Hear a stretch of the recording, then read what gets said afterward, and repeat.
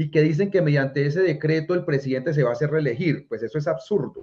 Incluso para hacer la paz necesitamos a Venezuela, para que presione al ELN, que eso es incómodo, que no debería ser así, que Maduro se robó las elecciones. Todo eso es cierto. Pues la otra es no hacer nada. Pues si usted no hace nada, vas a tener 50.000 desplazados en 2 meses en Cúcuta. Ok, y en ese marco teórico de la gravedad de la situación en cuanto a seguridad, ¿qué lugar de validez o no ocupa acudir al decreto de conmoción interior y qué implicaciones trae? A ver, la pregunta cuando uno decreta, ya, yo te voy a responder sinceramente que si yo hubiese sido presidente lo habría hecho o no, digamos, yo te lo respondo, pero antes de responder necesito dar un contexto para que no se me malinterprete. Okay. Cuando uno hace un decreto de conmoción interior, que es una figura constitucional, o sea, ahí no hay ninguna ilegalidad, no hay nada, es una figura que se puede utilizar o no se puede utilizar.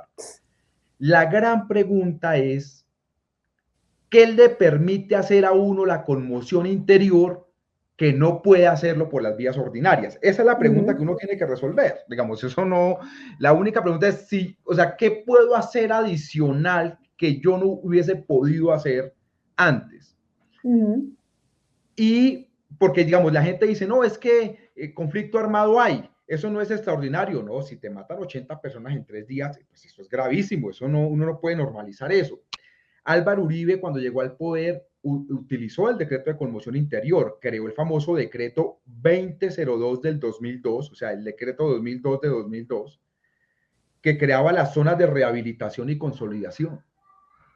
Y pues fue cuando llenaron estadios completos en Arauca de gente presa, digamos, eso mucha gente lo ha utilizado. Entonces, ahora sí le resuelvo la pregunta. Es una figura constitucional, se ha utilizado, y respondiendo a la pregunta, ¿qué podría hacer yo extraordinario que no me permite la vía ordinaria? Solo hay 2 cosas que te permite hacer el decreto de conmoción interior. Uno, un montón de restricciones a libertades ciudadanas. Ajá. Y 2, recaudar plata. Ajá. Que por ahí van los tiros por ahora. Y yo creo que las fuerzas militares sí tienen un problema muy duro de plata. No hay plata para mantenimiento de helicópteros, no hay mucha plata para gasolina. Por ende, yo creo que el decreto de conmoción interior sí se justificaba. Ok. ¿Y se justifica el nerviosismo frente al recurrir a esa herramienta, digamos? A ver, sí y no. Hay 2 nerviosismos. Hay un nerviosismo que es muy delicado, que es el tema de derechos humanos por restricciones de movilidad de la gente. Ese es grave, porque eso puede llevar a desmanes. Pero el nerviosismo al que tú me haces referencia son los chats de las tías uribistas que no leen y de los tíos uribistas, sobre todo tíos que no leen y que dicen que mediante ese decreto el presidente se va a hacer reelegir. Pues eso es absurdo. Digamos, si ese es el miedo, el que te diga eso deberías darle, no sé, no volverle a hablar por sencilla ignorancia. Pero digamos, entonces el miedo, que si un decreto de conmoción interior tiene que dar miedo, claro, porque es muy restrictivo en libertad humana. Pero el miedo que yo vi en Colombia era un miedo político, que no existe. Qué pena la franqueza. Ok, bueno, entonces pasemos un poco ahora a las relaciones internacionales, pero sin despegarnos del tema Catatumbo, porque digamos que el episodio más sonado en este momento de problemas internacionales es el encontronazo Trump-Petro, pero dejando un poquito al lado eso, quiero pensar más bien en las implicaciones de la situación en Catatumbo con Venezuela, la situación en la frontera. Yo escuchaba uno de los videos que usted publica en Instagram y usted hablaba de que es una frontera muy porosa, que es muy problemático, que el ELN está muy bien ubicado en esa frontera y que tiene como un comportamiento doble, planteaba usted, como que en Venezuela el ELN tiene un comportamiento casi paramilitar y de este lado es más una guerrilla. ¿Cómo nos afecta la situación delicada con Venezuela y la situación delicada con el ELN? ¿Cómo interactúan en este momento?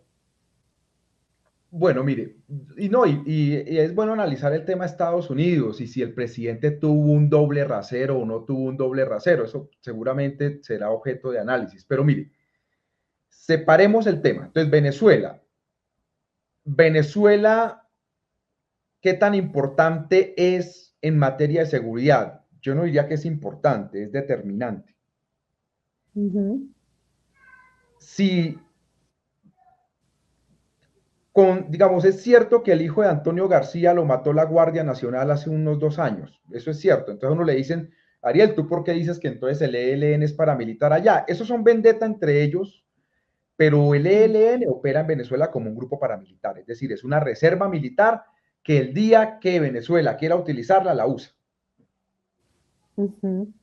Pero incluso si eso no fuera así, que es así, pero si no fuera así, el día que Colombia hace un operativo militar, pasan la línea fronteriza y ya. Y cuando los militares colombianos se vayan, vuelven y pasan y ya, no pasó nada.